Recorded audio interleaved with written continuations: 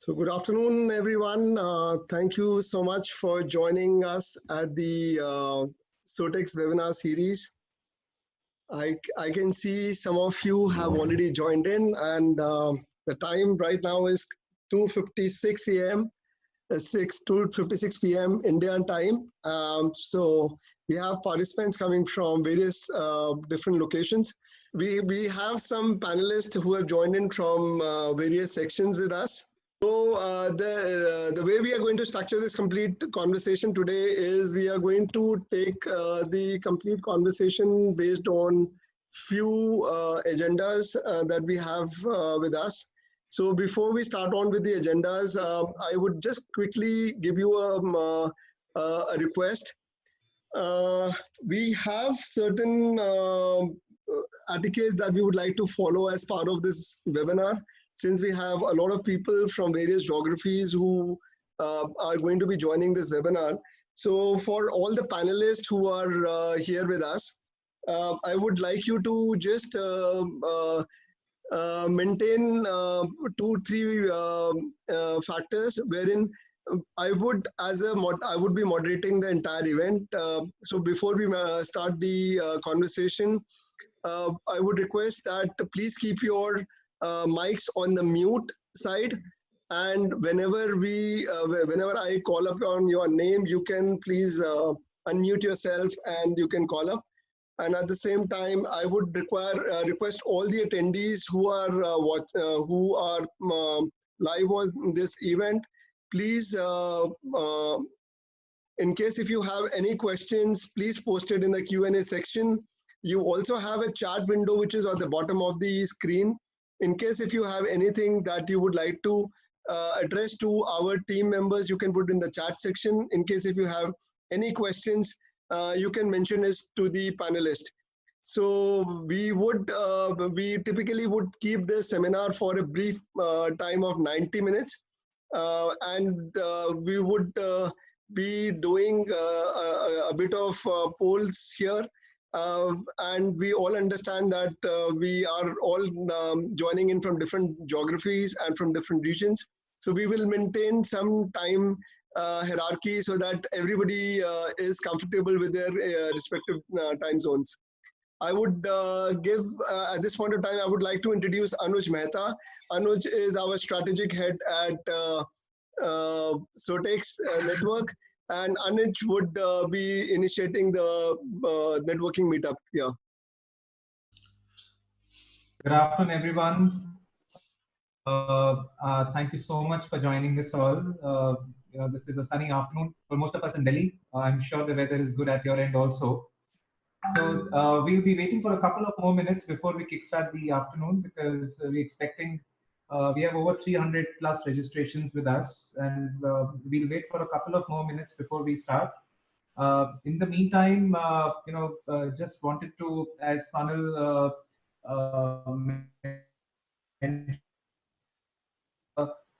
etiquettes for the webinar. For all those who are attending, request you to please keep your mic on mute so that we can hear the speaker. We will be making it an interactive session. The purpose of the entire event is to engage our attendees as well as the panelists in part of the discussion. So feel free to pitch in all your questions, and using the chat tab. You can find the chat tab on the bottom of the screen, where you can just post a question, and we will direct the question to the respective panelist. The questions would be typically taken up after the panel discussion is over, which means that we have 3 rounds of panel discussion. So with every end of round 1, 2, and 3, we will be taking up these questions. And in case if you wish to direct a question to a specific panelist, please do mention the name of the panelist so that we can accordingly direct those questions. And we have 79 participants who have logged in. With your permission, Sonil, should I go ahead and should we start? Your mic is on mute, Sonil. Yes. Yeah, please go ahead, Anuj. You can start the conversation. Great.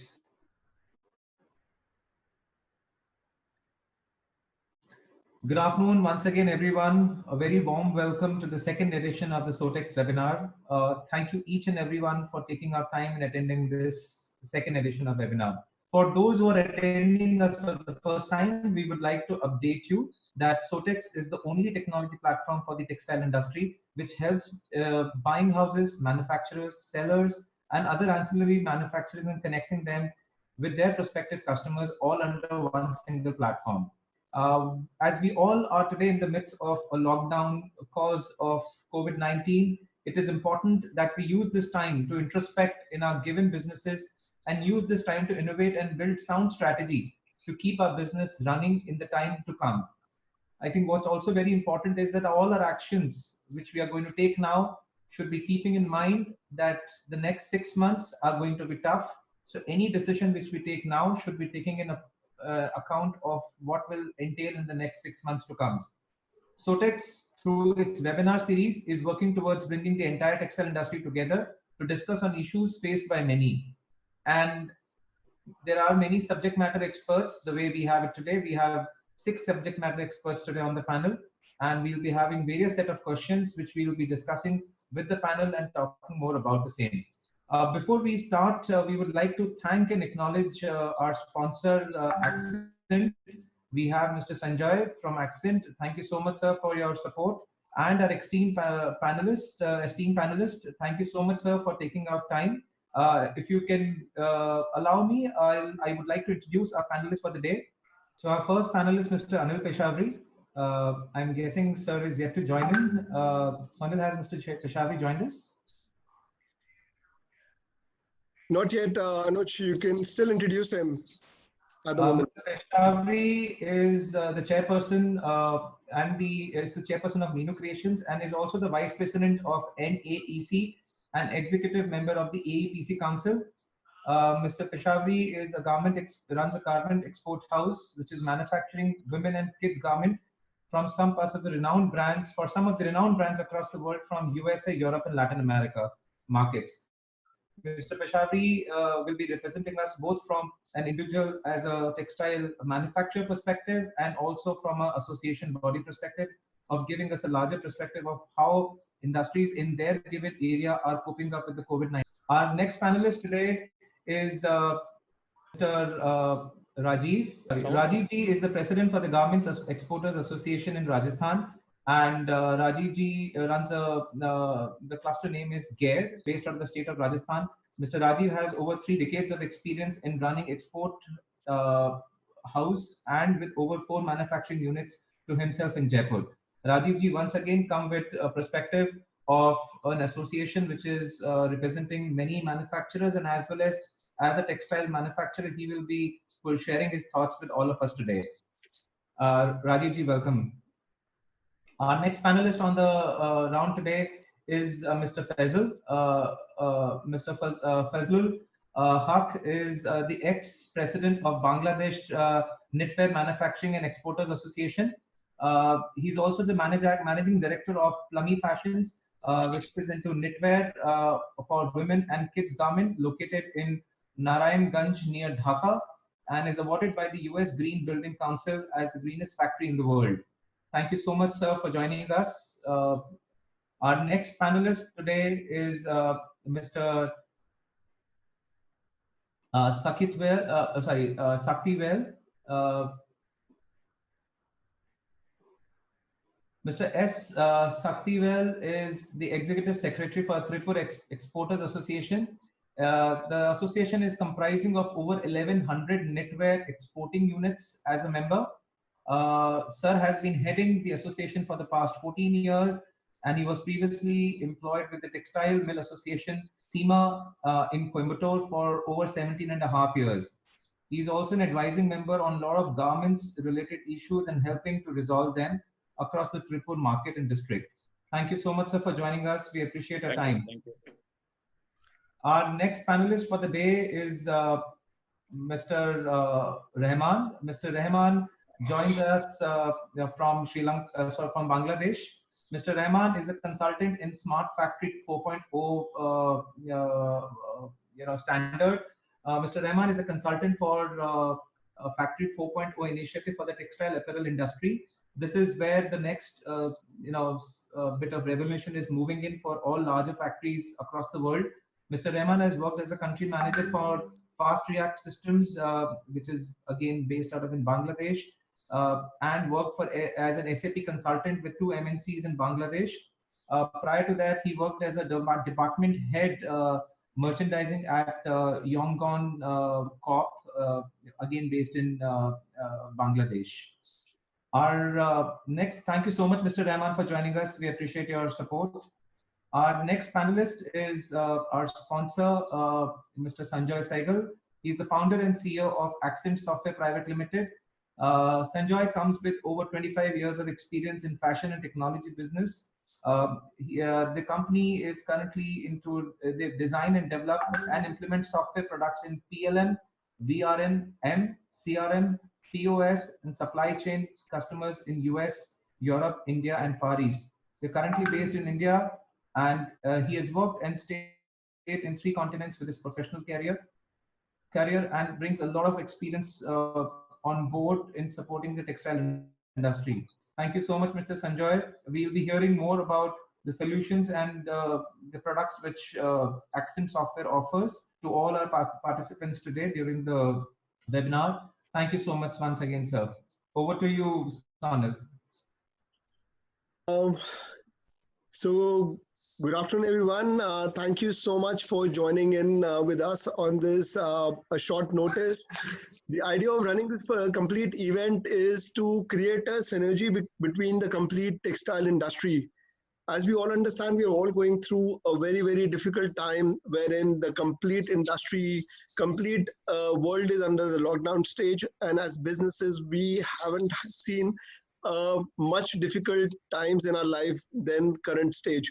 So as a member of the textile community, wherein I have had my set of 18 years been in this industry and has worked in through various verticals of the industry. Started my career through the wholesale businesses and got into manufacturing, exports, online B2B. So finally, I'm to us, basically, the complete gambit of business is a lot of stage-wise difficulty proposition which we have to go through. We have to figure out a situation wherein now, at this point of time, we are at a stage where we are not certain as to how the things are going to show up in our context. As we go along, a lot of things are coming in. The buyers are not, our buying society is not good. They are in a lockdown stage. Both the sides of the buyers, whether it is Europe, US, or any other part of the world, everything is completely coming onto the standstill stage. So at this point of time, when we have gone through a lot of innovation of knowing what things are about at our industry stage, it is very, very important for us to come together as an industry. Through our initiative, what we have got here together is an industry from 4 different verticals, wherein we have got an association from Noida, from Jaipur, Tirupur, and from Dhaka. So nothing but it is a small, it is a South Indian cluster where everybody working from the different geographies are having their own USP and servicing the same set of customers in the overseas markets. At this point of time, since we are not sure as to what is the way forward, there are certain skepticisms across the value chain, and the complete value chain wants to understand and wants to come together and participate into to such discussions, wherein we would like all of us to know as to what should be the way forward.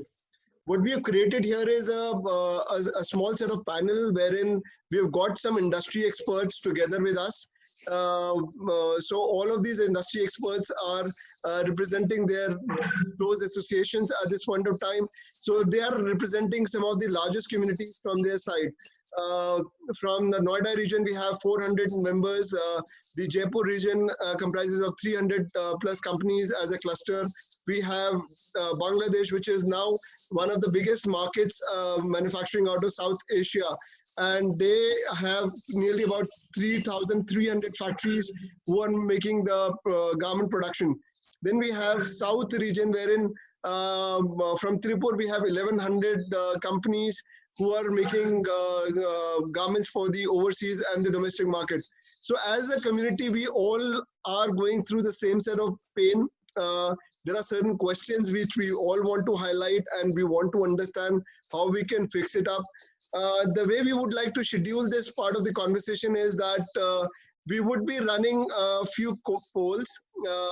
There are 3 questions which we are running through the poll. The questions will be sent across to all the single set of users. All users who are currently part of this particular webinar can see this poll. They can listen to this conversation. They can put in their own questions should they feel that this they have anything extra to add on this. So I would be running a series of questions to all of you. I would start with one of the questions which is very, very important to all of us at this point of time. Now the question is there in front of the screen. What are the key challenges you foresee since COVID-19 lockdown? The possible answers are: orders in the pipeline are on hold or on the cancellation, outstanding payments from the customers, staff salaries, EMI, rentals, flow of new business, support of team members and the workers. So this question goes out to everyone who is part of this webinar. You have this question in front of you on the screen. What do you think is a key challenge that you foresee since COVID-19? I would like to just rephrase the answers, and I would like to know everybody's opinion about it. What do you think is the main challenge? Orders in the pipeline, which is on hold or on the cancellation, outstanding payments which are yet to come from the customers, staff salaries, EMIs, rentals is which has to be a cost which has to be recurring cost which has to be paid, flow of new business, or the support of team members or the workers. So I'm gonna end this poll for in the next 5 seconds. Sonal, just a second. I wanted to reiterate the same question in Hindi for few of our audience. जितने भी हमारे यहाँ पे सबसे पहले धन्यवाद उन सब लोगों के लिए जिन लोगों ने आज इस सोटेक्स के वेबिनार में ज्वाइन करा है. अभी जो आपकी स्क्रीन के सामने पोल आ रहा है, इसमें आप कोविड-19 के लॉकडाउन के कारण आपके बिजनेस में क्या-क्या प्रॉब्लम्स दिखाई देने वाली हैं या दे रही हैं. पहला ऑप्शन है जो आपके ऑर्डर्स हैं पाइपलाइन में उनका कैंसिलेशन का रीजन इज दैट क्या वो आपके लिए एक बड़ा प्रॉब्लम एरिया लग रहा है, या आपके आउटस्टैंडिंग पेमेंट जो आप अपने कस्टमर से मांगते हैं क्या वो दूसरा एरिया है जो आपको कंसर्न लग रहा है. आपके स्टाफ की सैलरीज, ईएमआईज और रेंटल जो आपके फैक्ट्री के रेंटल्स हैं क्या वो आपका कंसर्न एरिया है. और सेकंड लास्ट पॉइंट है आपका नया बिजनेस का क्या आउटलुक है, क्या आपके पास नया बिजनेस आने की पॉसिबिलिटीज हैं या नहीं है. एंड लास्ट पॉइंट आपके टीम और सपोर्ट आपका जो फैक्ट्री स्टाफ है उनका सपोर्ट आपको कितना है आपके पास at this point of time with respect to because knowing to the fact हमको मालूम है कि यहाँ पे अभी सैलरीज को लेकर के इशू है, फंड फ्लो को लेकर इशू है, उसमें टीम मेंबर्स और वर्कर्स का क्या सपोर्ट है हमारे पास. Over to you Sonal. So I have some answers which a lot of people have already posted at this point of time, and I'm just going to be sharing the result of the poll to all the panelists. The poll results are in front of your screens. With majority of the people are saying the current concern for them and the current challenge for them is the orders which are there in the pipeline, which are on hold or are on cancellation. And some of them also feel that flow of new business is going to be a new challenge that they're facing. I would like to understand the point of view from all the panelists. So I would like to start this conversation by putting the same question with Mr. Rajiv Dhawan from GARE. As a president, Mr. Rajiv, I would like to ask you to share your opinion as to what you feel is a key challenge, and what would you like to suggest to the industry at this point of time. Thank you very much. I just saw the questionnaire here, but to be honest with you, like the orders in pipeline, hold cancellation, outstanding payments from customers, flow of new business. So these 3 points, they have already been done. ये तो हो चुका है. We have no other option. It's already absolutely a standstill situation. I think foremost right now, what we have to understand is the staff salaries, EMIs. Yes, of course, the government has, RBI is helping us. They have months, whatever. But staff salaries, my friend, because they keep orders pipeline, cancellations, everybody knows it is global, universal, it is already done. Now the question is of survival, how to survive. So for this, we are having just no money with us. We are absolutely gone for the time being. And mind you, once we restart this, we need 1 full year to settle ourselves. The things have gone so debunked that they are beyond control. But to make this will run for me as a garment exporter right now, ये तो हो चुका है. This is all done. Staff salaries ka how to meet these problems. So for me, this is foremost because now we are looking for everyday basis survival, every hourly survival, to be honest with you. So I don't know. Yes, these parts have already been, and flow of new business is out of question, my friend. Under these circumstances, when globally everybody is stuck up, how can we talk about new business, yaro? No way. Team members, yes. Workers, yes. If we are in touch with them, but staff salaries, it amounts to be a huge amount. Ask Anil Peshawari sahab. Ask anybody. It's some money. So this is my view. I don't know. I may be wrong, but that's what. Rajivji, just to add on, these questions were actually positioned not. It said, "What do you foresee?" Which means that post lockdown, what are the concerns which you foresee? In which new business was also an area post the lockdown. So the questions were asked from the perspective of once the lockdown is through, and those were the 4 or 5 areas. So in which new business was mentioned? See, okay, sorry, yeah. maybe I have mistook, but hold cancellation. Nobody knows till the situation does not become normal. Nobody knows what's going to happen. All three things have happened. Outstanding payments, buyers are not in the office, buyers are not working globally. So they are also stuck up for the time being. Flow of new business, out of question. No way. There's no way out. Buyers are not there. Things are so abnormal, a situation which has no precedents. So these things are absolutely of deep concern and beyond anybody's control. Mind it. It is absolutely anybody's control. So that's why I was stressing on the staff salaries and EMIs and rentals, because this we have to do it as per government norms. Government has declared that you have to give salary to everybody, come what may. So uh, it's a complete standstill situation. I would like to here pass on the same question to Mr. Faisal Haq. Mr. Faisal Haq, what is the situation in your country?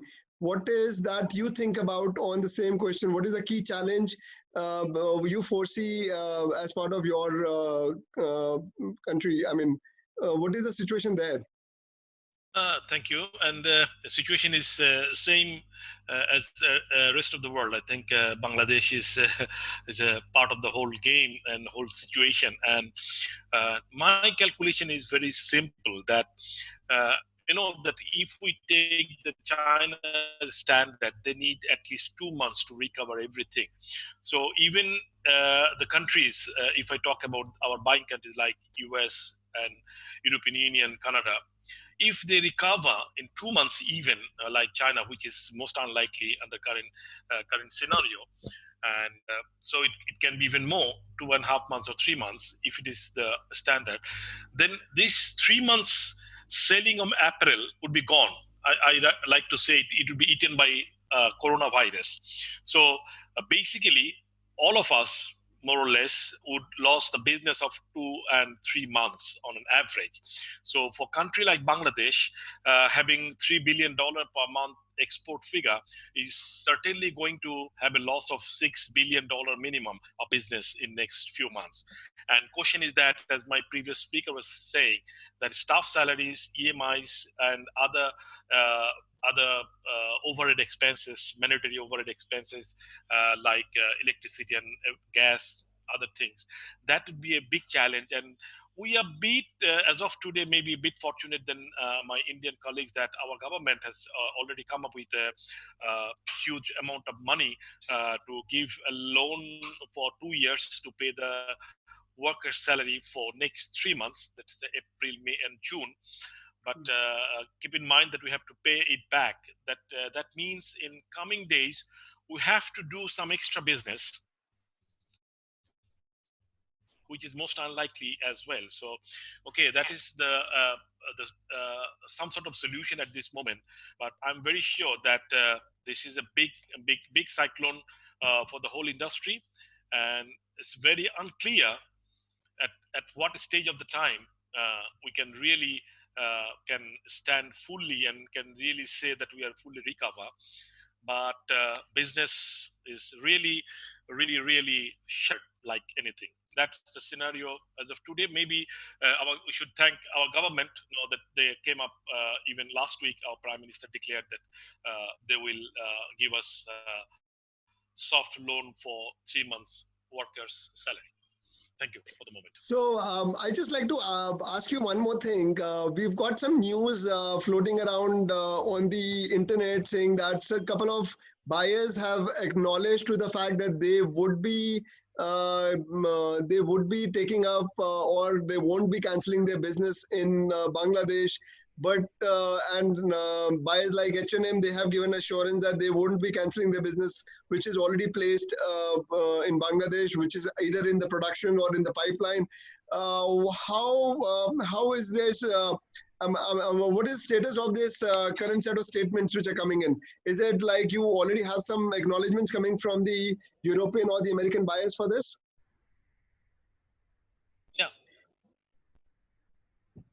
Yeah, that's you heard correctly. Like H&M and few other brands, and they came up with the. It sounds very good that they are not canceling the orders. But as I was saying earlier, that somehow you will have a loss of 2 months business finally, because you see that if I take the example of H&M is taking the current goods, but simultaneously they're telling that whatever order they place for the future, or they had the commitment, that has already been cancelled.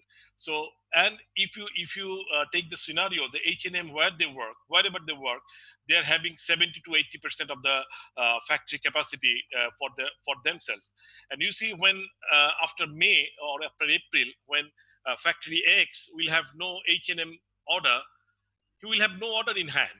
So either I am losing the business right now, or I will be losing the business in coming days. As a whole, as I was telling earlier, that somehow each and every factory on an average have to face a loss of 2 months business at least. So no matter whether H&M is taking currently, and those who are cancelling currently, like Primark, I can give an example that they cancel each and everything. But I think they might have a different idea. They will come up later on. Okay, I'm ready to take your goods. May you offer 10% or 20% or 30% discount, as if they will give us a big support. So you know that the buyers, they always have 2-3 faces. Even they would like to play whenever it is or which face is suitable to play, so they like to do it. But at the end of the day, I'm pretty sure that we are going to lose 2 to 3 months business in any case. So yeah, Mr. Rajiv, you wanted to have something. Just a small thing, like maybe in Bangladesh they lose business for 2 months, my friend. But trust me, in India, since we are catering to only summer garments, summer orders, so we are sure that for 2-3 months nothing is going to change under the circumstances. Even if they change the staff, we can manage staff, we can start the support of the team members. But the summer season, my friend, is gone. Trust me. No buyer. Right now, they might be saying, okay, they're not canceling it. They will take these shipments. But what will they do with these shipments when we ship it in the month of May and June? Because then their season is gone. So I don't think, what I foresee is that for 2020, India is gone, honestly. If they can sell something, pressurize the buyers, they accept on discounts or whatever, but those goods, they will be using it in 2021. This summer 2020 is gone for India, for sure. This is what I foresee. I'm sorry, I came in. Okay. Let us have an opinion from Mr. Just Shakti. like to add, Yeah. just to add one 30 second, that I totally agree with Mr. Rajiv, that I'm just giving an average example. This is the minimum. So some factories might have, which has only doing the summer items might have the bigger problem, or the winter items you're not sure even buyers are ready to take the winter order. But this is the minimum we have to face. This is the otherwise the guaranteed loss we are going to face. Let us understand the situation from Mr. Shaktivel's end. What is the situation and what is the pulse at the in Tripur, Mr. Shaktivel? Tirupur, you must be knowing, comprising of 1,100 exporting units. It's all depending on for the job working units. Job working units means 9,000 units are existing in Tirupur. All the activities, knitting, dyeing, compacting, processing, other things, other activities are being carried out in Tirupur. There will be a cascading effect if the exporting units get affected. So the problem is now the small units, particularly 80% of the units, not in a position to run well. See, most of the units are already suffering, and they have been classified under SMA 1 or SMA Standard Maintenance Account 1 or SMA 2 before the NPA position. So at this time, the cancellation of orders and asking them to hold the orders is a very big task for them. The association has taken a clear stand that only after getting a support from the government, we will be in a position to give payment to our workers in the coming months. The problem is at least we are asking 50% of the payment from the government. That is one of the major issues for all. But as like already the H&M, M&S, Kyabi, PVS and Target has given a supporting to the Bangladesh, we are also asking our brands to extend their support at this point of time. But as far as thing is concerned, only the H&M has come forward to take the orders and other things. But other players have not given any assurance to our exporters. And one of our members had contacted his buyer in Germany. He has given assurance that at least 50% orders for the summer would be taken, but winter he would be taking 100% as like last year. So the main point was what is the situation of the current orders which are on hold and which are or under the pipeline? What are you guys doing on that particular front? Are you discussing with the customers on what should be the way forward? We have made a direct appeal to all the brands and all the buyers, and also we have forwarded our textile ministers asking for them to support at this hour of crisis. We have requested our buyer to take up the orders because we are facing a lot of issues. Already we are operating under wafer thin margin compared to other countries. We have appealed to the brands to take up the orders, not to cancel it. Okay. I would like to just put the questions to the other two set of panelists. Mr. Anil Peshawari has still not joined in. I think he's on a call, international call. Mr. Habibul Rahman, would you like to share what is your view about the entire sort of conversation? I just like to understand the situation from your side because you are already working with a lot of factories in Bangladesh and you as a consultant you advise them on a lot of strategic points. What is your opinion at this point of time? Actually, the fund from our Prime Minister and already 6-7 big customers already committed, and all of the effort from BGMEA, BKMEA leaders, everything actually we are seeing very positive things.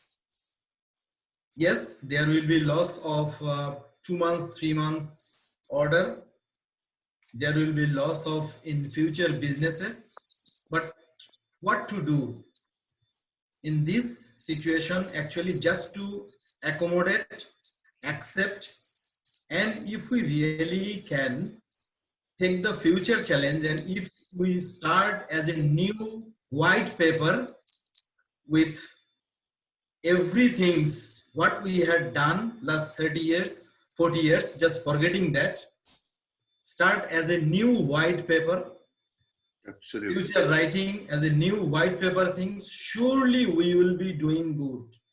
I am closely connected with USA, European community, what they are really trying and what really we are doing. Asia will be the future, that's for sure. Just don't lose your hope. 2 months, 3 months, please just survive, and surely there will be a new start. Yeah, that's all for me. Mr. Sanjoy, would you like to add something over here? I think it's very difficult to predict what's going to really happen. Just remember, it's a chain, right? So if customers in Europe, the US are buying clothes from the shops or online, that trickles down. So it all starts there. So we have to look at the situation there, how it's developing, and that frankly nobody knows. I'm in touch with a lot of buyers there, and they are estimating. They're actually making 2-3 scenarios, and they're trying to prepare, trying to estimate. So it's anybody's guess how it's going to work out. But that's where it all starts. If they anticipate things are going to clear up, they want to move ahead, right? So that's going to be the trickle-down effect from there. Whatever happens will come here. So let's see. I think we'll come to know in another month or two how Europe and the US handle everything. Sure. I have a quick question from one of our attendees, Mr. Raja Mahindran. He is asking how the exporters will be paying for the April month salary and wages, as no proceeds are going to receive on the date, and the buyers are exceeding their payment terms and the shipments already affected. Similarly, there are no shipments which are already in pipeline. So I would like to ask this specific question to Mr. Shankavel, since you have been the person who is largely connected with the government bodies. Have you got any kind of assurances from the state governments at this point of time? State or the central government? As far as wages are concerned, we have already appealed to the Tamil Nadu state government, but they have not given any assurance so far. And okay. we are also asking the central government to pay the amount through the ESI corporation, because Tirupur is paying around 100 crores per annum to the contributing for the ESI. But we are having only 2 dispensaries with less than 1 doctor and 2 nurses only in the each dispensary.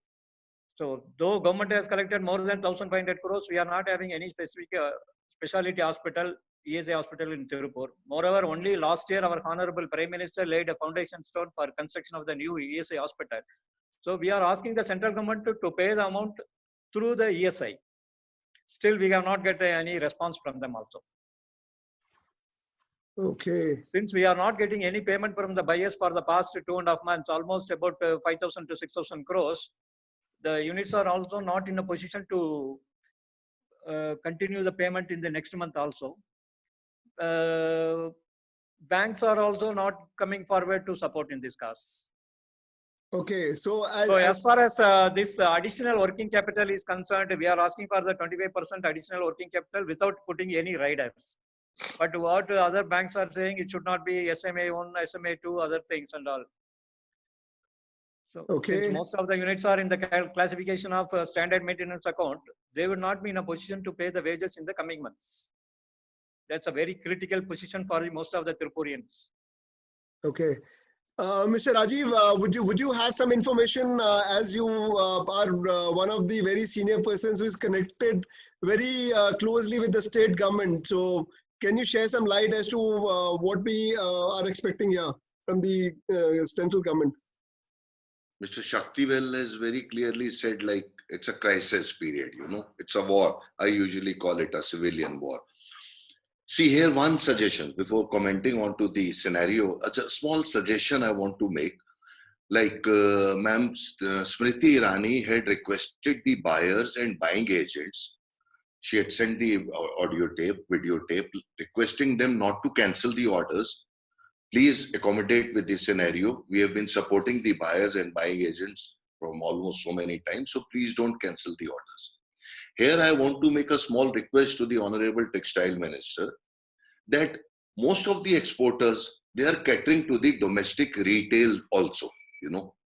Domestic retail means, what I mean to say is like West Side, Pantaloon, Big Bazaar, Reliance, I mean all the stores, you know. So here, if the Honorable Textile Minister makes a request on the same basis what she did on that to the overseas buyers and buying agents, that please don't cancel the orders, please make the payments that are outstanding to the people, vendors, you know, 40 to 50% of the problem, trust me, will be resolved. This is what I feel, because most of the exporters are catering to the retail also. So here I want to make a humble request to the ministry, whoever concerned, that please do that. Please do that, because if they start releasing the payments and goods in pipeline, you won't believe those who are catering to these stores as well as exports is like, say, 60-40, 50-50% ratio. So their payments are lying with these stores, but these stores are not making the payments. Their goods are in process, which we don't know what will happen. So if the government intervenes and issues this video or request, because they will definitely listen to the ministry here in India. So it's a humble request to the ministry to go ahead with this step. Now, there's one thing. The second thing is like the crisis period. See, Shaktivel sir is saying like people are facing problem for the April salary. To be honest with you, that 7 days, 8 days of March, Jaipur people are not able to pay. Trust me. This lockdown period, 23rd onwards, they are in such a bad shape, you know. We are trying with the governments. We have told them in the last webinar also, Sonal, if you remember, I said there are 3 preconditions which government is to look very, very religiously. One was that, see, it's a question of survival right now. Rest everything is done, will take the shape only when things start getting towards normal. So right now, for the survival of the industry, you know, 3 things government has to take care of very, very fast. The one thing was EMIs and all, which government has done it through RBI. The other one is electricity bills reduction. Here in Rajasthan, government has yesterday given a deferment of 2 months for the electricity bills. And the thirdly, I've been stressing this point about the labor payment from the last almost week, 10 days. We have given the uh, representations to the central government through APC, yes, our principal body, because they are taking care at the center. GEAR has given the representation to the PM also, to the textile minister, finance minister, and state government, yes. I'm sure, again, I repeat, my same stance. Government is definitely going to help, my friends. I still have that faith and trust. They're not going to kill an industry which is giving so much of employment, the maximum employment creating industry after agriculture, yes, in India. So they are definitely going to support. Yeah, but the only thing what Mr. Shaktivel and what your question is, how to go about it? I said it's a matter of hours, not even days. Every hour is crucial for us. So bank support, government support is definitely required to meet this crisis situation of these 3 agendas what I have requested. Okay. I believe Mr. Faisal made a very strong point wherein their government is in Bangladesh has come forward, has already given them at least one assurance that the salaries of all their employees and the workers will be paid. Since we have some government body officials who are actually listening to this conversation from Mumbai, and I'm sure this can be some meaningful takeaway. Mr. Faisal, how soon are you expecting this funds which you have just mentioned that the Bangladesh government has been very, very proactively supporting the industry and is ready to share the cost load of 3 months salary to all the exporters. When do you expect this money to be coming in for you? Thank you. As per the central bank directives released last evening, this first chunk of the fund will be released on the end of April. So that means that exporters has to pay the March wages and salary by their own arrangement. But from April onward, that means the salary and wages of April, May, and June could be available from the banks. And our central bank released the order last night, and the first installment of the money will be released on the 30th of April, as per the central bank directives available last night. I have few quick questions that I would like to take up. One more at this point of time. Mr. Tarun Rajdana is also asking, what is a simple support government can give for the current situation? Is there a simple support which has been extended? Of course, there are series of measures which has been announced by Bangladesh as they see that it is coming in. Our government has also announced some measures. And I think apart from this, everything is under the pipeline, which is still yet to be discussed and to be finalized. Mr. Rajiv has already given his point of view. Mr. Fizal has all given his point of view. Anything that you would like to add, Mr. Rajiv? Yeah, Mr. Rajiv. Yeah, it's a very, very good question, because see, Bangladesh has its own priorities. That country is dependent on this main book. So maybe they are proactive and they are supporting the people. And definitely in India also, we are going to get these benefits, compensations from the respective governments very soon, I'm sure. The question was, what is the simplest request to the government that you can make to sort out all the problems once and for all? The answer is, my friend, just leave us away from the income tax. Just one thing. Make us income tax free for a couple of years, starting from next financial year. Then third year, 20%. Fourth year, again 40%, adding 20% there and after. See, it is such a crisis situation, my friend, that whatever compensation, whatever relief government can give, will give. But for an industry like garment, we are so much badly hit, my friend, that we need minimum 7 to 8 years to come back to a normal footing. This government has to understand. So for that, instead of giving this relief, that relief, PF, ESI, no, we don't want nothing. No cash subsidies, no nothing. Just give us income tax free for 2 years, balance for 20%, 27. So this is a module of 7 to 8 years. Right now, the goods what are stuck up in the factories, 10 crores to 20 crores to 50 crores, my friend, at factories level, different level. And I'm sure these orders are bound to get cancelled because we are going to miss the season. If at all they accept it, some percentage, yes. At this, how does government expect us to stand in just 3, 4, 5 months or 1 year, 2 years? We have lost the all chunk there. Absolutely. So income tax free is the easiest solution. I request government not to give this benefit, that benefit, PF, this, that, forget it. Just bank support for starting from a scratch, from a white paper, as the gentleman from Bangladesh has said. I've been repeating it. Yes, that we have Mr. to start Rajiv, from scratch. I totally agree with this, and I would like to just interject you to the point and would like to go back to the conversation which Mr. Habibul Rahman has mentioned out, that government is proactive and so is the buyers. We are just waiting for next few months to bounce back. That is one side of optimism that is coming up from Mr. Rahman, who is rightly in working with some European and the American customers also, and is also part of the strategic alliances which he is creating for Bangladeshi customers. On this particular point of time, yes. I don't deny what Mr. Rahman is saying, but trust me, this line is such, these are perishable goods, my friend. These are perishable goods. Yeah, it cannot be resolved in 2-3 months. Whatever is in WIP, I'm talking about that. So Yes. how to get rid of that WIP is a big task. So I don't know. I'm sorry. I've spoken in between, but no way other than income tax relief.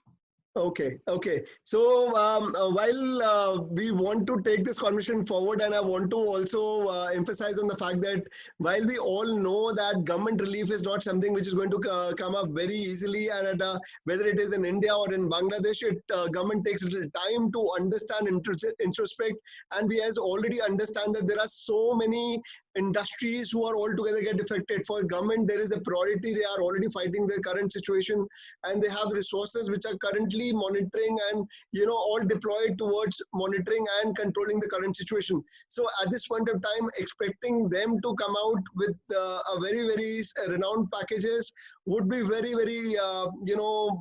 looking for a very short foresight, and that is only my opinion. I may be wrong. I've got all the bunch of experienced panelists sitting here, but from my understanding, it is not something which is going to happen very easily and in a very short span of time. So all we need to know is what is the next course of action. So here I'm going to just put down the next poll for all of you, where this poll is just going to come in front of your screens now. So while we introspect and interject what is there for us, I have another question coming for all the panelists as well as for the attendees. Considering that we have the challenges at our end and post COVID-19, what is the preparingness or how are we preparing ourselves to handle the upcoming business post lockdown? How are we getting to handle this upcoming business? The questions in front of the answers, possible answers in front of the screen is raise debit, or to address, it could be raise debit or infuse additional capital in your business to meet the requirement of the organization, adopting digitization to save cost and acquire new opportunities, cut down by downsizing the team or the infrastructure, create product innovation teams to build products which will be suitable for the upcoming requirements in the near future. Or it could be training and upgrading your team skills for your team members to improve their productivity. Or it can be all the above. So at this point of time, I would like all of you to please mention what you think are the possible things that you are doing at your end while government is doing its bit, and it is going to take fair amount of time, whether it is taxes, whether it is the raising of funds. What is that you as individual and businesses are doing to ensure that your ship stays afloat? So I have a lot of answers coming in. Anuj, I would request you to please have this conversation in Hindi also, so that all the audience can understand this. Sure, Sonal, I've unfortunately closed the window of the poll. Can you once again pop it up, just in case if it is possible? I would reiterate the question, considering that we are in the challenges at this point of time in COVID-19, how are we prepared to how are we preparing ourselves to handle the new upcoming business post lockdown? Okay, ये question हम सब लोगों के लिए है जो manufacturing industry के अंदर हैं और जो अभी कोविड-19 से लेकर के रिलेटेड प्रॉब्लम से जूझ रहे हैं. क्वेश्चन ये है कि कोविड-19 के रहते हुए आप लॉकडाउन खत्म होने के बाद में किस तरीके से अपने बिजनेस को आगे ले जाना चाहेंगे, किस तरीके से आप अपने बिजनेस को प्रिपेयर करना चाहेंगे ताकि आने वाले समय में आपको इस तरह का रिसेशन या इस तरह की प्रॉब्लम से को फेस नहीं करना पड़े. पहला ऑप्शन है, Sonal, what is the first option? Raise debit or the infusing of equity in your business. क्या आप डेट लोन्स लेना चाहेंगे?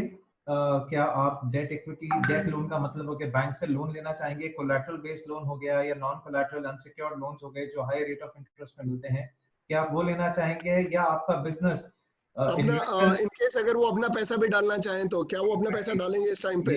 क्या आप अपना सेविंग्स का पैसा अपने बिजनेस में डालना चाहेंगे इस वक्त अगर आपको बाहर से पैसा नहीं मिलता है? दैट इज द ये पहला ऑप्शन है.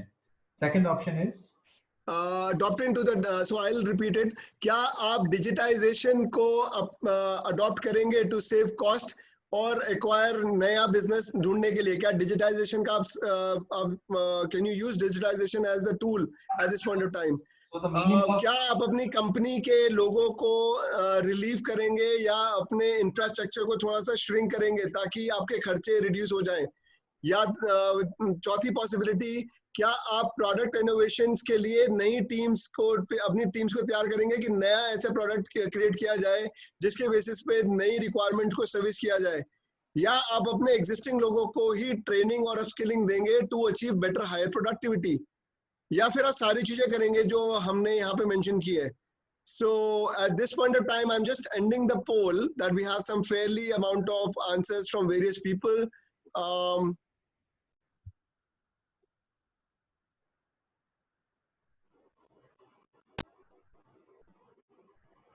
And I'm just sharing the results in front of all the panelists once again. So knowing that the question is considering the challenges that we have, how are we preparing ourselves? I would like to start this conversation with Mr. Faizul Haq. Mr. Faizul Haq, you have the screen in front of us, in front of you, wherein a lot of attendees are saying that product innovation and to build up the products which are more friendly for the requirement of future is the way forward. And some of them are also saying they will be cutting down on their cost and downsizing their team. A fairly large set of people have also mentioned that they will be adopting digitization, and another set of audience have mentioned that they have to raise debt or probably infuse more equity in their business. So what is the situation as to how are you preparing and how at your level in Bangladesh? Mr. Fazul, I would like you to address as part of the first panelist. Yes, I think no, there is no hard and fast solution at this moment. We'll wait for the situation to coincide. Of all of those we have to get the dates from the banks to survive. So China can be a big thinking. Those who are too dependent on China, they might think, okay, we have to spread our sourcing facilities to other countries as well. I was talking to one of my customer in US, and they are seriously thinking they're almost 100% China dependent company. So there might be different opportunities, as Mr. Habibur Rahman, colleague from Bangladesh, was trying to tell the similar things, that there might be an opportunity, but I think that will not come in 2 months or 3 months time. It may come after 6 months or 7 months. And the biggest question is to survive those very critical 6-7 months. And we need debt. And obviously during this type of time, and who knows that the regular demand of PPE, that can be a regular item even. You don't know exactly. The mask can be the regular item. So innovation, development of your capacity can also be a big issue. And obviously digitization, improving your technical capabilities to minimize cost in this tough time also can play a very vital role. So it is very difficult to make an answer in one sentence or one point, but it can be a combination of everything. But the biggest thing is that you have to make sure that you survive at least next 6 months. That's all from me at this point. Mr. Shaktivel, would you like to address this from your point of view? Yes. See, Tirupur is concerned, out of 1,100 units, 600 units are doing less than 10 crores business. If you see the profile of the companies also, only 3 companies are public limited companies, 18% of the companies are private limited companies. If you see the turnover, our turnover in the last year was 26,000 crores. And out of this of exports, that means 7% of companies are doing 50% of the exports. You might be knowing this. So first priority is we need additional working capital of 25. Innovation already we are mostly concerned with the fiber garments, so that we will do it. The productivity, obviously, some of the companies have gone for the lean manufacturing and other areas also. the management areas, we are cutting down the cost. So digitalization would be the last option. So raising up equity, it would not happen because most of the companies are operating the wafer thin margin. They don't have money to raise it also. It's all very small companies, MSMEs. 80% of the companies in Tirupur are MSMEs. From in terms of the preparedness, how are they preparing themselves to gear up for the new business? Are they doing anything extra? We understand this one. Are they doing? What is that you are advising as an association to your members at this point of time? So that's what from our association we have already requested our members to contact their buyers to pay the amount, not to get more support from the banks. Since the banks are putting a lot of riders, only way then the future is in the hands of the buyers and the bankers. I would then go to one of our main support partner here. He's also been at a helm of digitizing. So there is some things which people can do, and I would like to hear from Mr. Sanjoy as to what is that he would like to share to the members at large. A lot of people would like to say how they can get prepared to this. I said the most important thing, of course, is survival. Once you have that, you've got your, you have to look at, you finally have a chance to breathe. You have some time. Please look at digitization. It's a new package called Web TNA, which actually makes you graduate from your Excel TNAs into the web, adding huge amounts of efficiency. I'm saying this is the time.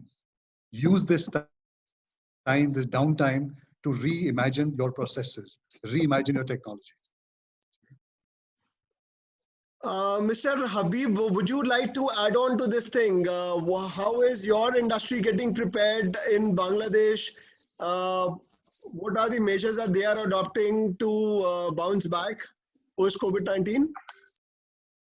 Mixture of everything we need to be prepared. And agreed with Mr. Sanjay that digitization need to be there for sure. Whatever we were doing previous 3 decades, 4 decades, we really need to rearrange all of those things. You remember Nokia and Kodak, they are disappeared from market. Market is captured by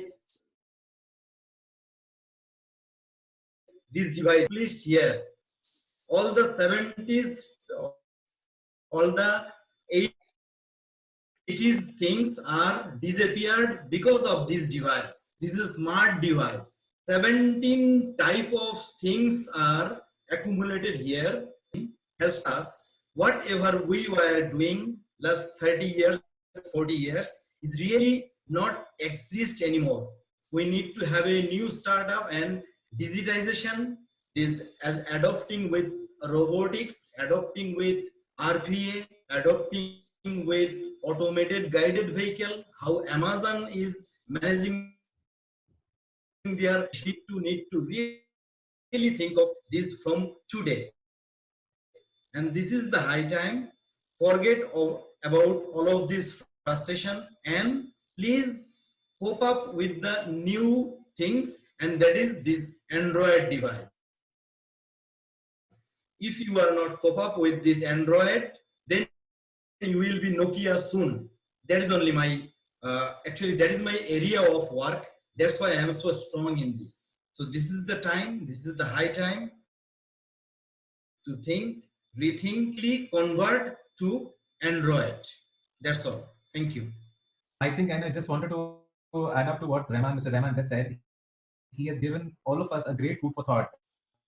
And I wish to be Kodak, or whether we want to be the new Canon of the world, because the companies who had the right vision, but they were not able to innovate in time, and they were out of business. And I think this is that point of this is that time of the of our business where we need to sit and introspect whether we want to be in the status quo and enjoy the status quo, or nudge it and move out and innovate. So thank you so much, Mr. Rahman. That's a very, very interesting point of perspective you've added. Over to you, Sanal. We move out to a series of questions which has been propped up by a lot of our attendees on this particular session. I would like to take a view from Mr. Rajiv, because he said he really liked some points and he wanted to brief out his own opinion in a different way. Yes, over to Mr. Rajiv. Thank you, Sonal. I find this question very interesting. And to be honest with you, under the circumstances, this is what we have to do. Your finance department has to work out. The production people have to give the details that they will be needing X amount of money as soon as it opens, so that they are doing it separately with their banks. Second important thing about this questionnaire, which I found very interesting, is improve your TNA, friend. Just one sentence. Improve your TNA. Because coming times is going to be very, very crucial, very, very tough. Everybody is going to ask for fast shipments, quality shipments. So once you start working on your TNA, automatically the first thing that comes to your mind is digitalization. I don't know, I think Sanjay read my mind, what I was going to say. It is the call of the day. And the best part is all the bosses, otherwise normal circumstances, everybody is busy here or there.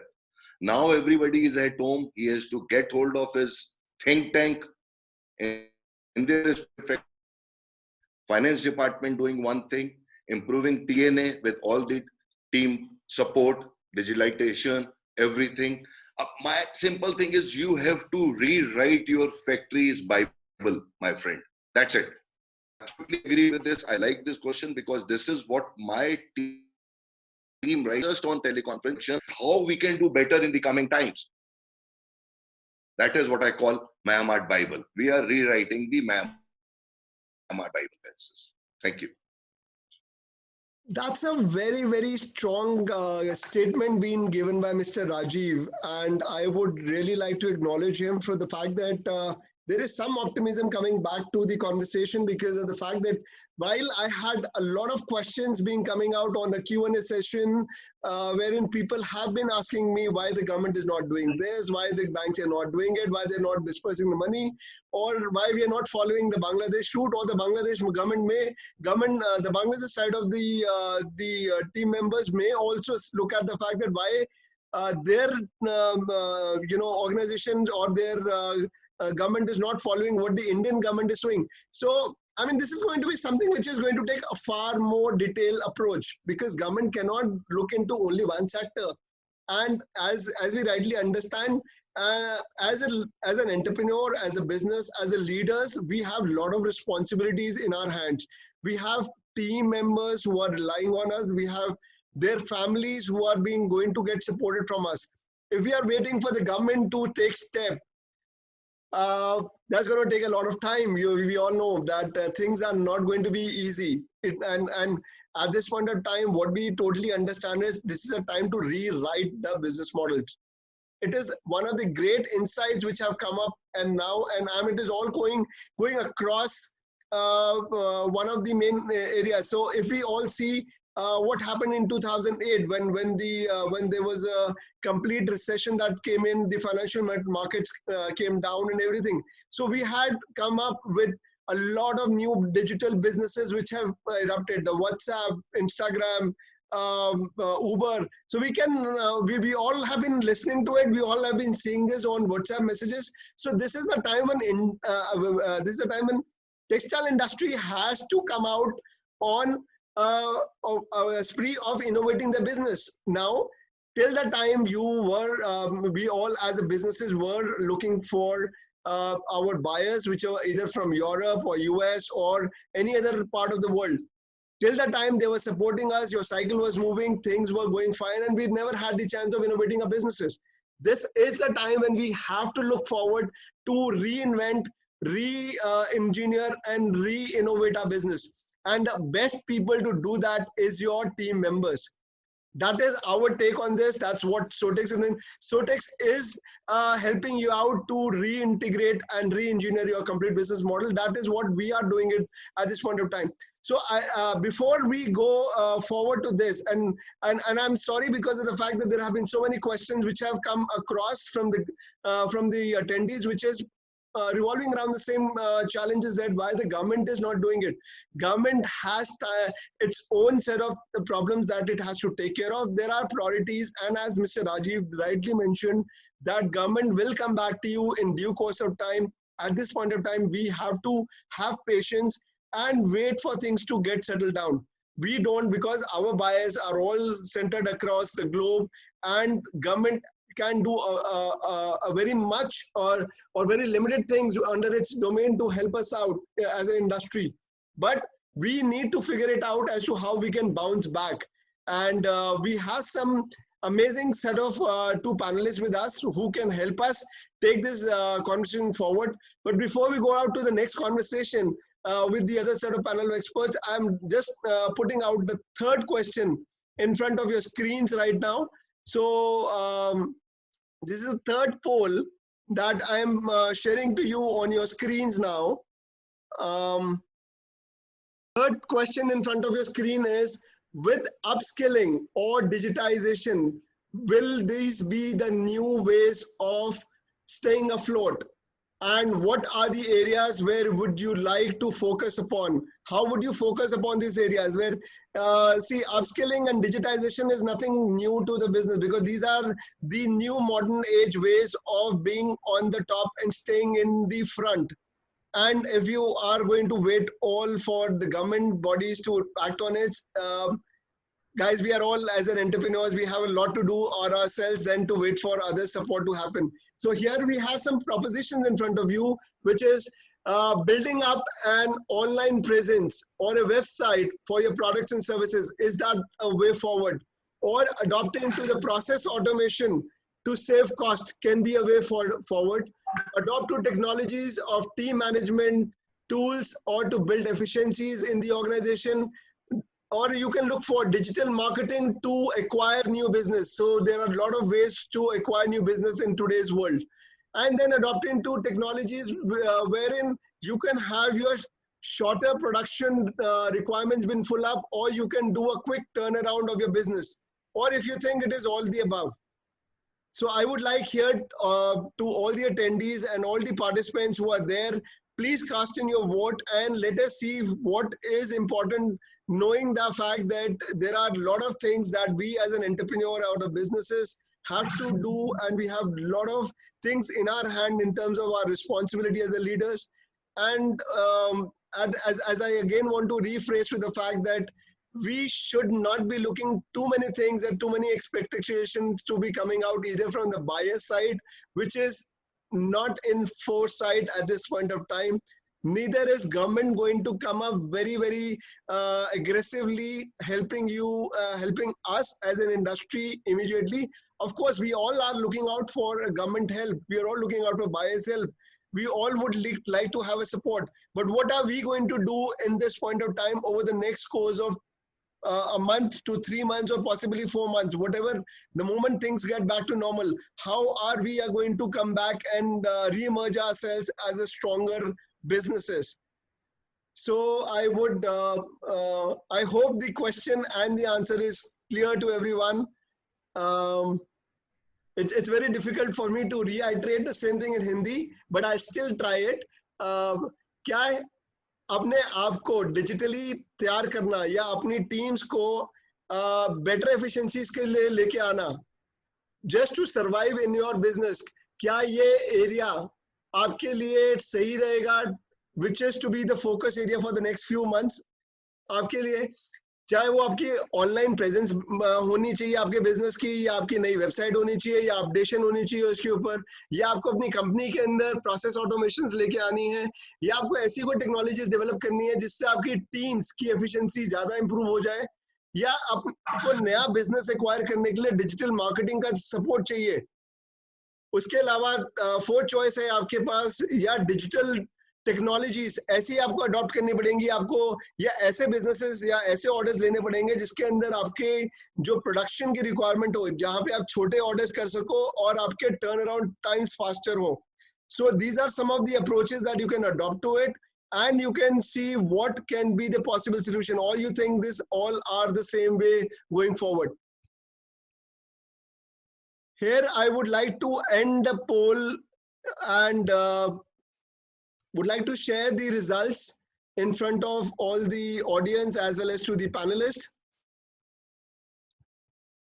Well, majority of this people say they have to do all the things, and there is nothing that can be snipped out at this point of time. I would like to go back to Mr. Fazul Haq as as a representative body from Bangladesh Knitwear Association. What is the you think? What is that you think, sir, is the way forward? Thank you. And okay, that's if you can address everything, that is always best. But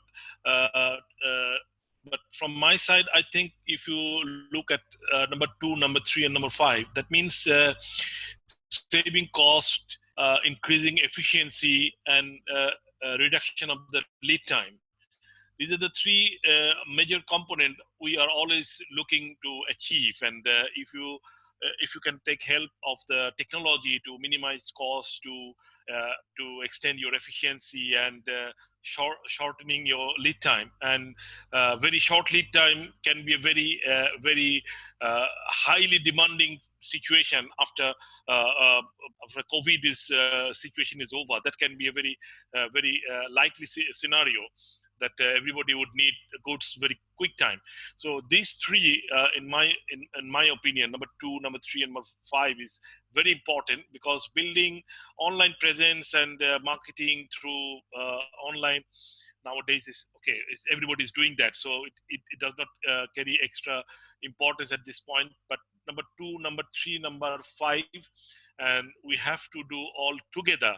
And okay, if we cannot do the together, we can do either of these three. But the ideal scenario is that we have to implement all these three to make an efficient and smart factory who can really cope up with the need of the future or need of the day. Yeah, so I'm back. I have, before we go out to the next panelist, there was a question for Mr. Fazul asking about the situation of Primark at this point of time. Can you just quickly, in maybe about a quick word as to how the situation is in terms of the orders, so that the question can be answered to the required attendee?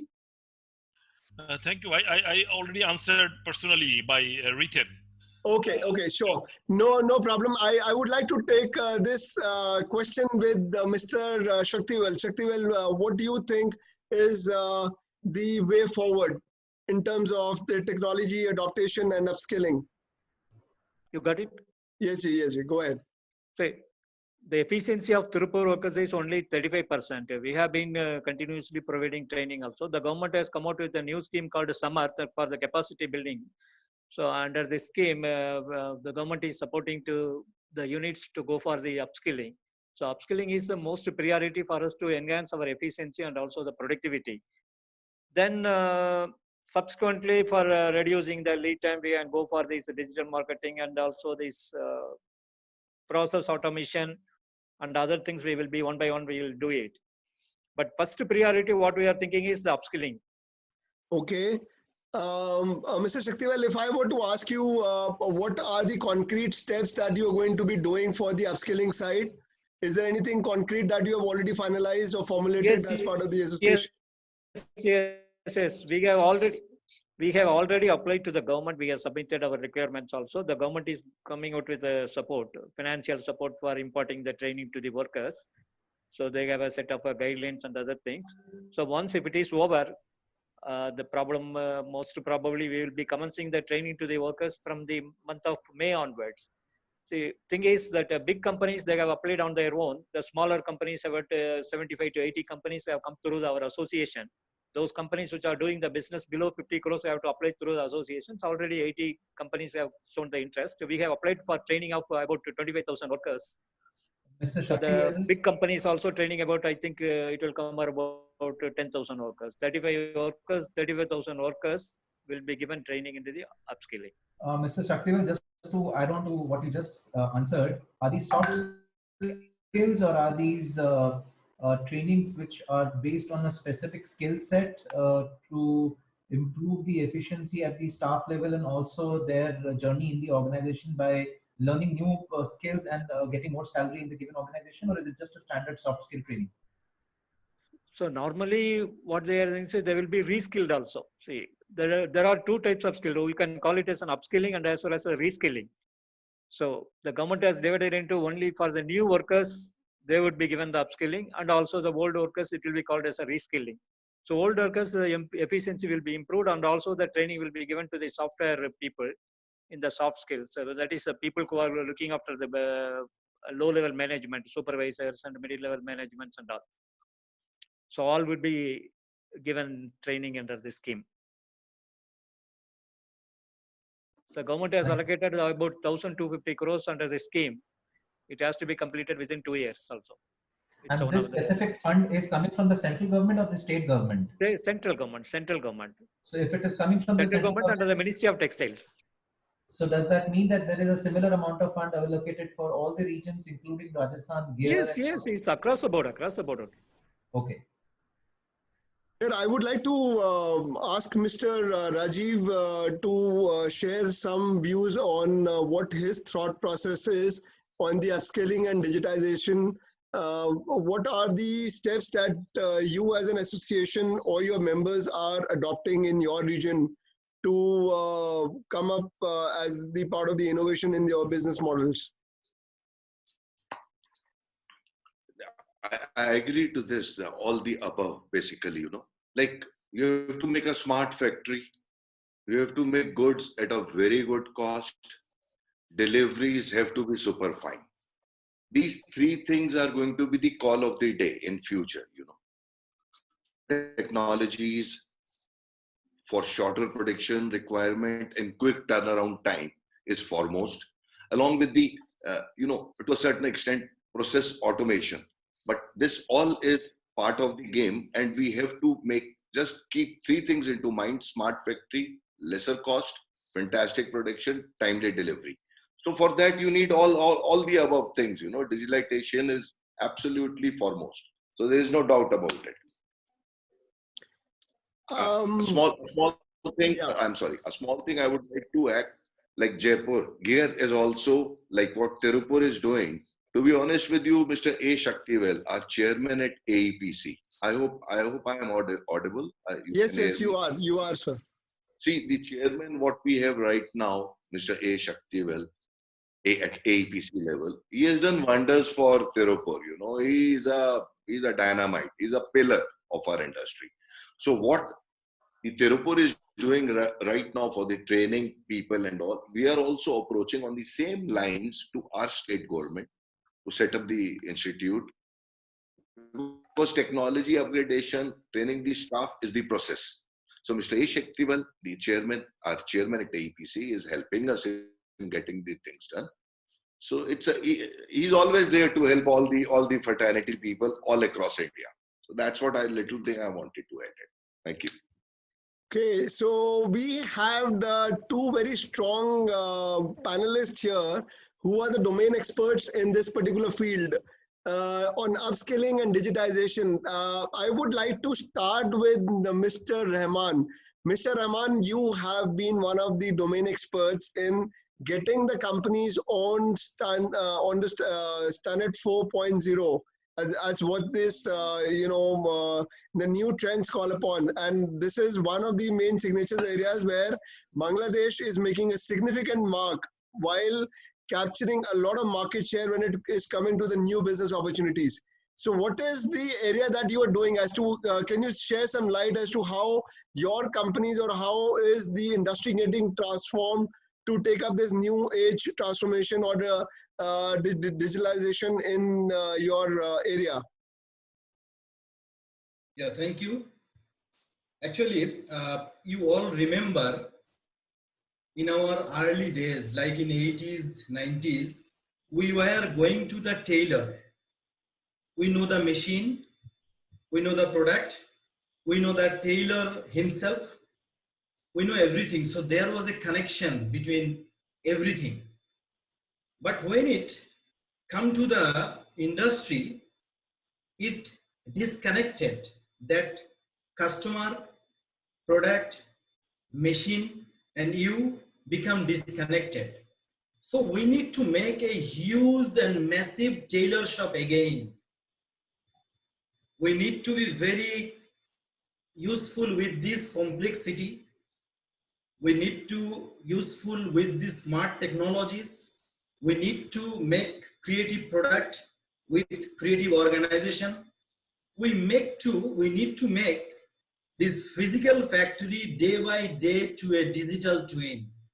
We need to ensure the connectivity between customer, product, technology, people, machine, raw material, everywhere.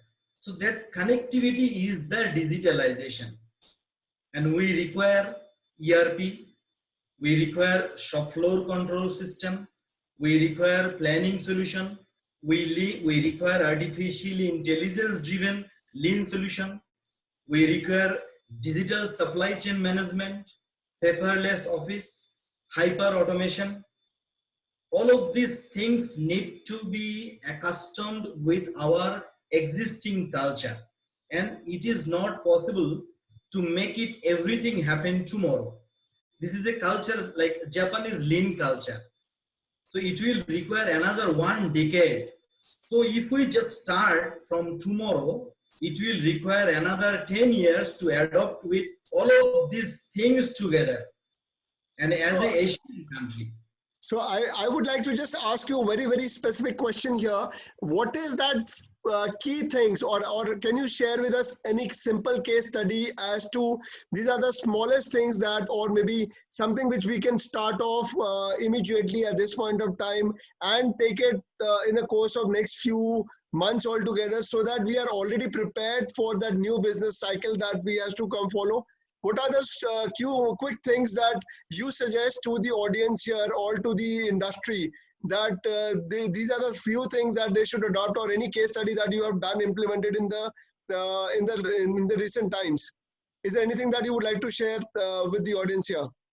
Yeah, like previously, our merchants were managing 250 kinds of tasks. So it was impossible for them to manage this task 250 times together. So we tried to deploy robotic process automation. This is some soft robots are helping us to download the emails, extract the PDF file of customer, and put those data from that PDF file and into the ERP system or in any Excel system and send those things to the concerned person. So this is fully automated process by robotic process automation is happening already. So this is one of the smallest step. We really can make our journey very brilliant, very efficient, because we found our merchants, they really could not finish their work. That's why we all really need a bot to assist us. So this is one thing.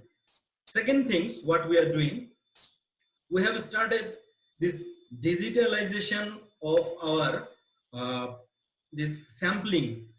Previously, like last 15 days, last 20 days, how 3D sample become essential, everyone understood. So this 3D virtual sample become essential from now on. And you see, this webinar, we are depending on Zoom. So this kind of technology will be adopting surely very recently. And in one factory, we had deployed 3 automated guided vehicle to do the transportation.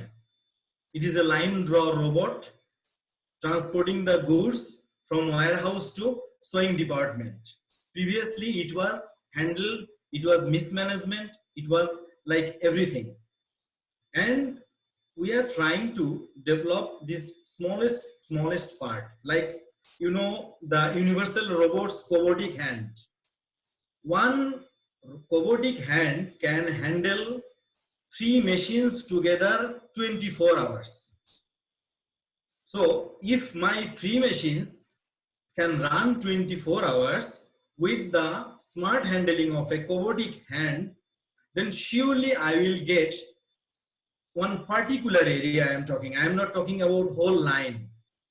One particular area, like few critical machines, if we can handle with that robotic arm, then 3 times more production will come up, and that bottleneck process will be removed from the line. Because we are seeing in the line, like we have 30 operator, if one critical process is missing, then whole line become bottleneck, whole line become idle.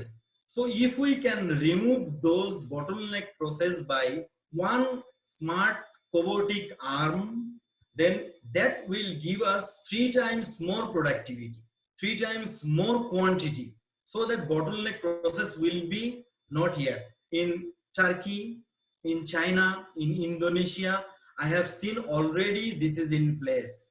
And in India and Bangladesh, I didn't see yet any robotic arm uses. We just import for one factory. I had sent one video last 2 weeks before in my LinkedIn, you can see. So this is one small steps can give us 3 times more quantity in the bottleneck processes. So this kind of small digital things we need to prepare with our existing facilities. That should be the journey, and that need to be started from today, because we are talking about now limitless capacity planning, because day by day order is getting shorter lead time and quantity become very smaller. So we need to have limitless capacity planning, and limitless capacity planning cannot be done by any planner with human brain.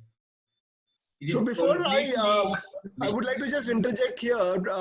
So what you're saying is, in case if we adopt to the new technologies, first as we all understand, India and Bangladesh being a low-cost manufacturing hubs, what are the price mechanisms that you would like to say? Can you just give us a quick snip of what kind of price lies and what kind of small capital investments are being required to get better efficiencies over here?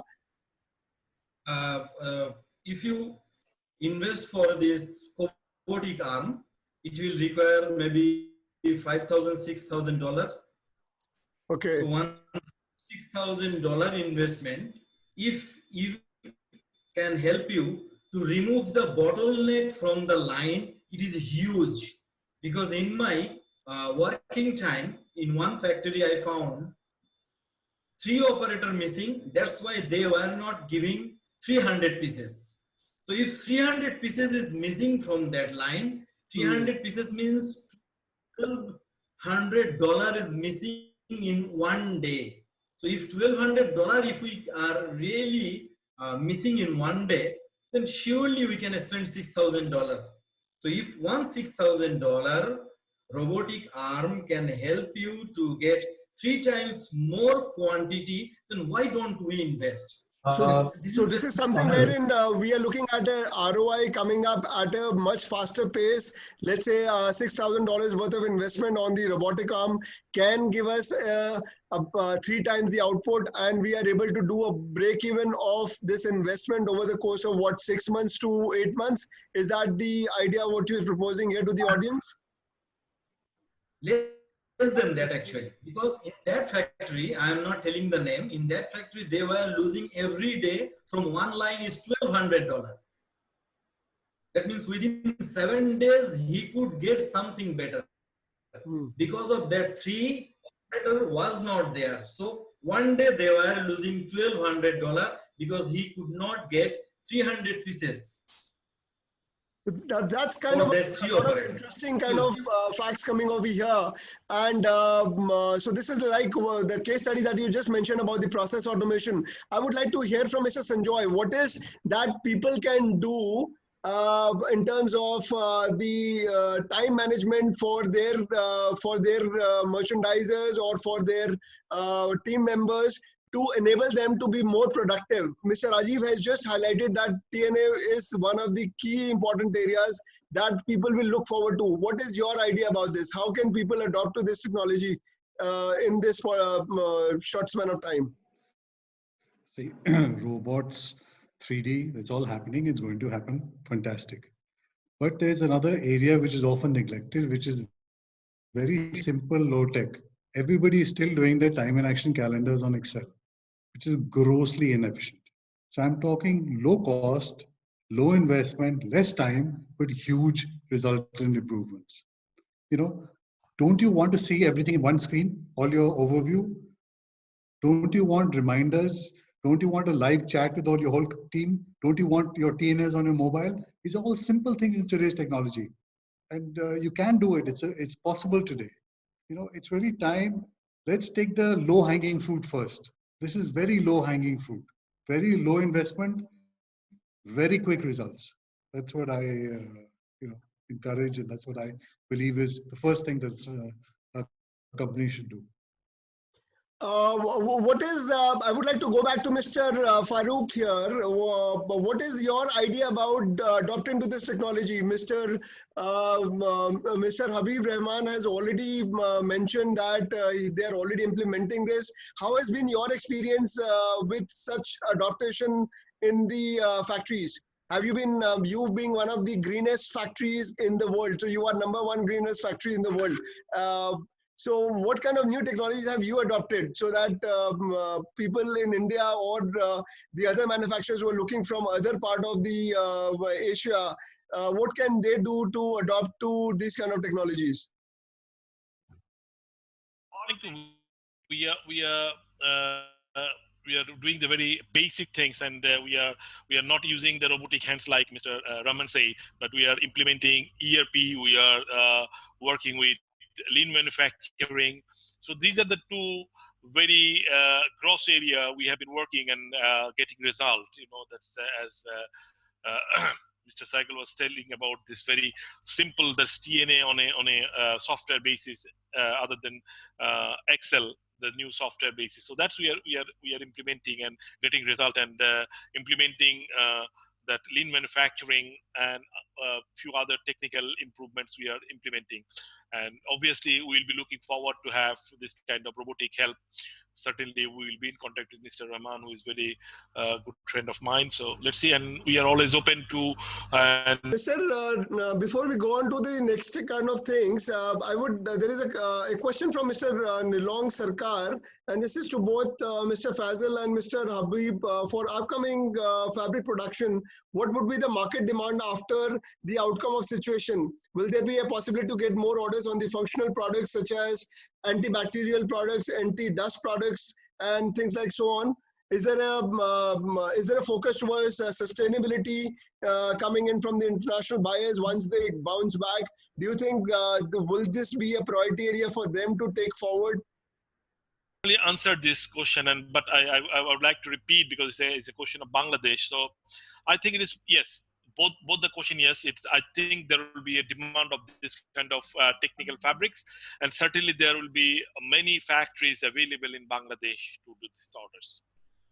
Just before we move out to the other part of this, here what we have understood is there is a need that is getting established.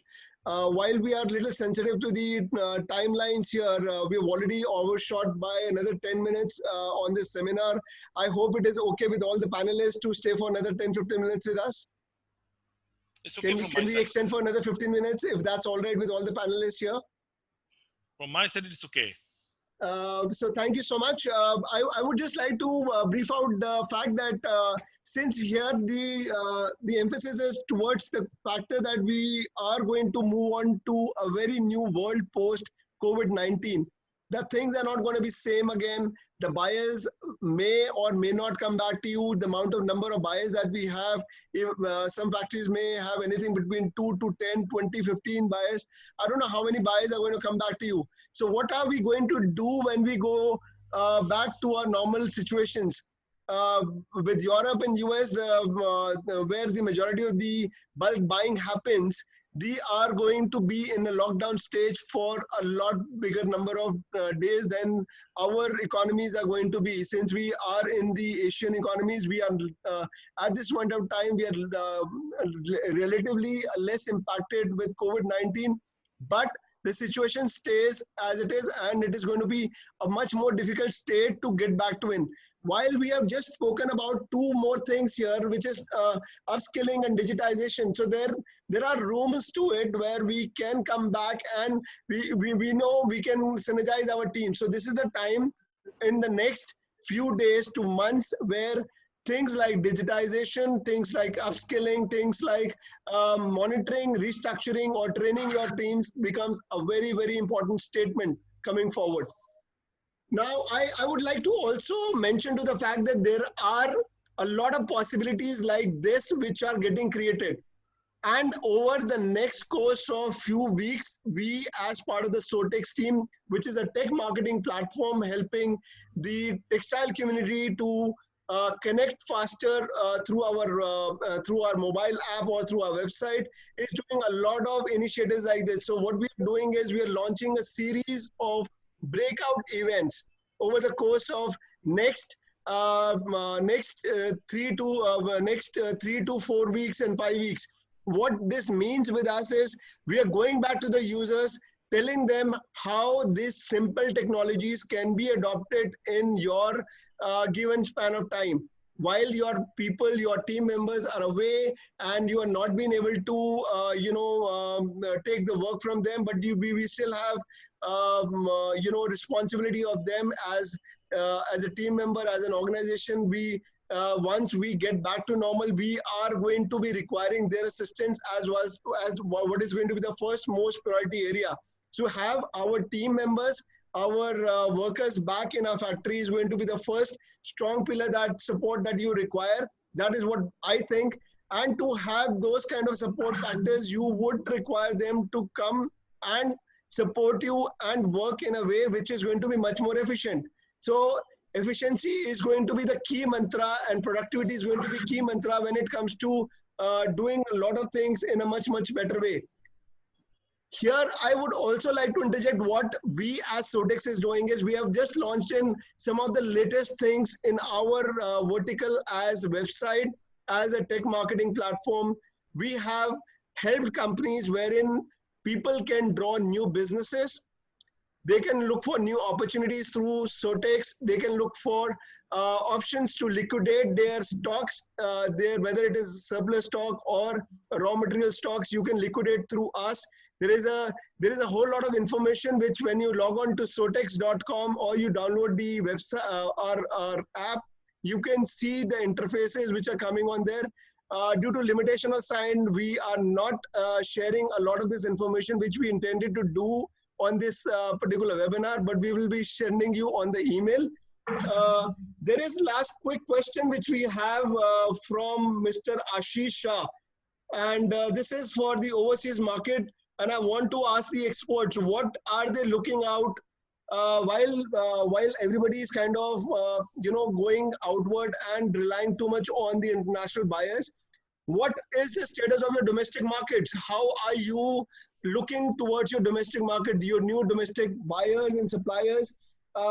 And would you be looking at selling to small MBOs or manufacturers or wholesalers at this point of time? So this is this is the question to all the manufacturing panelists. I would put on to Mr. Rajiv ji, Mr. Faizul Haq, and Mr. Shankavil. Would you be looking at this point of time to domestic market for the new upcoming business? I would like to start with Mr. Shaktivel. Would you like to share something on this particular fact? Yeah, some of our members. Rajiv ji, can you share your light, please? Yeah, sure. Like we, as I said earlier, most of the exporters are catering to the domestic retail also. And also some of them, not big percentage, but some of them I know in Jaipur, they are catering to the unorganized segment also, the wholesalers available in India. So why not? Definitely, if we are definitely going to look for the domestic market to keep a hold, because as I told you, like till December, we are gone. We are gone for this 2020. So now whatever comes up will be in the month of June, July, August, September for 2021. So definitely, domestic market is on the forte, and we have to look for it, and we are open to it.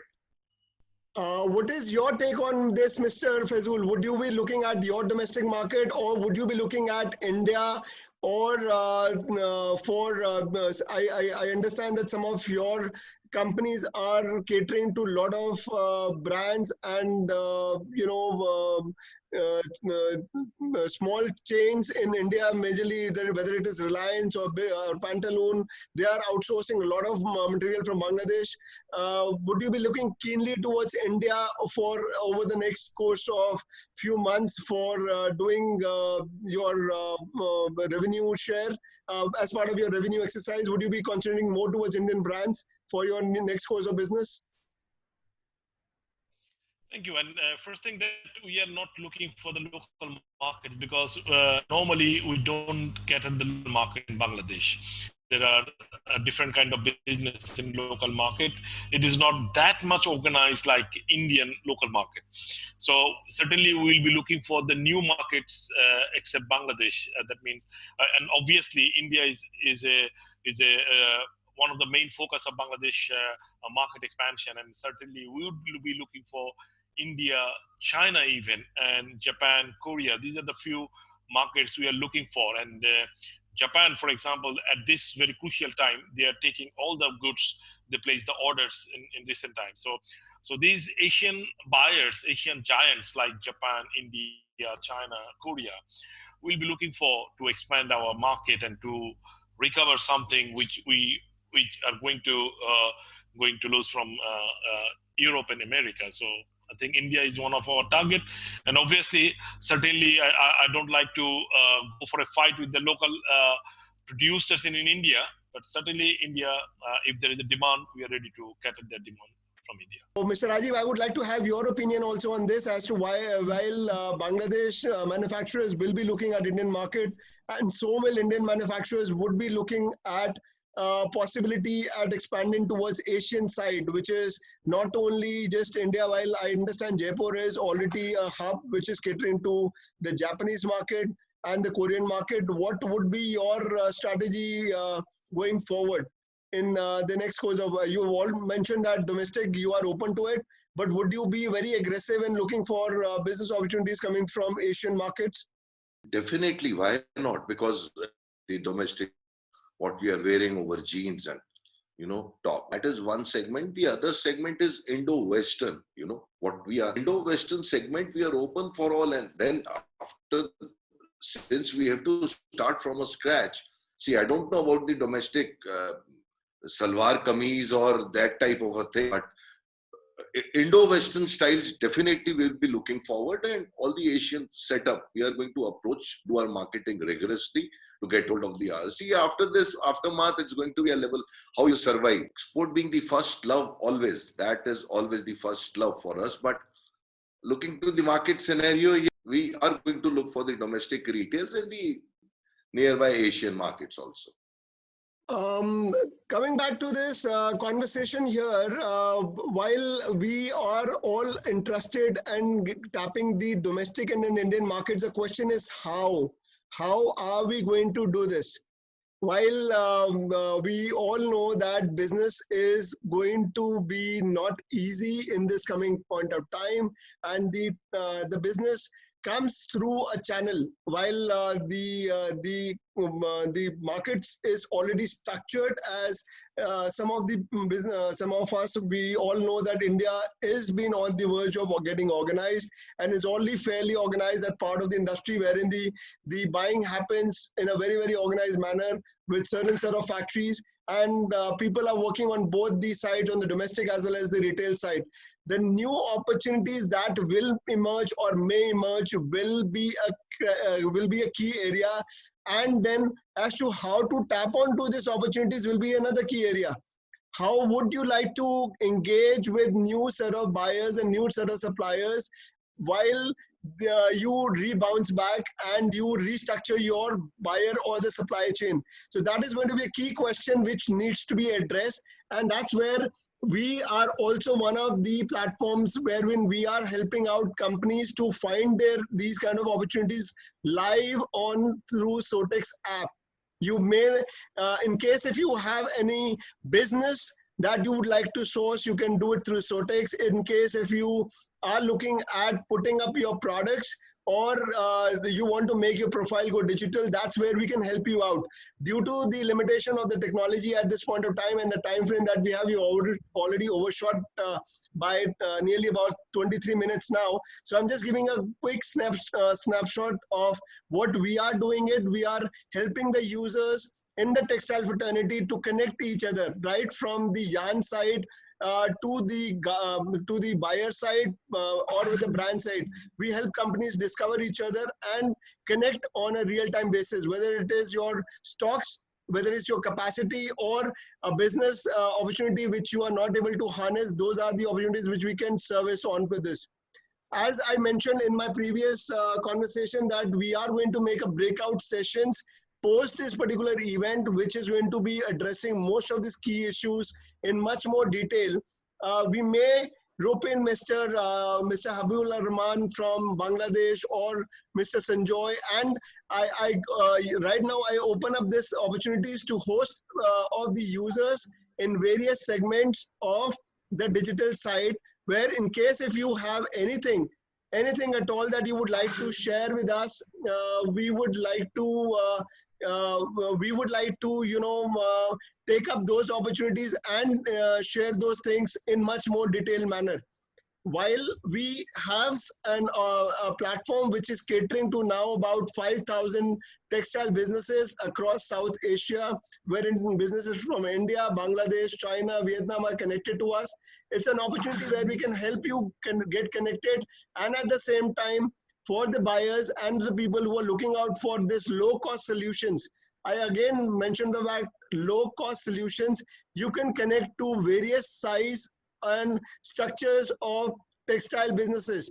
So discovering these low-cost technologies and looking at from a fact that how you can implement these technologies over the course of next few days while you are still in the lockdown stage, or once you are back in your businesses, what will be the immediate factors that you can adopt to it. You will get some more information from us in the course of action.